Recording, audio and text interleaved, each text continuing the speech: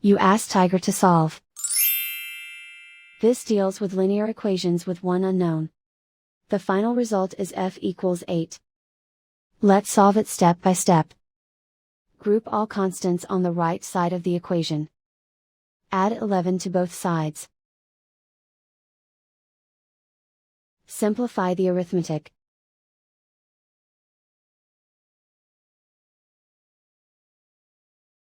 Isolate the f. Divide both sides by 3. Simplify the fraction. Find the greatest common factor of the numerator and denominator.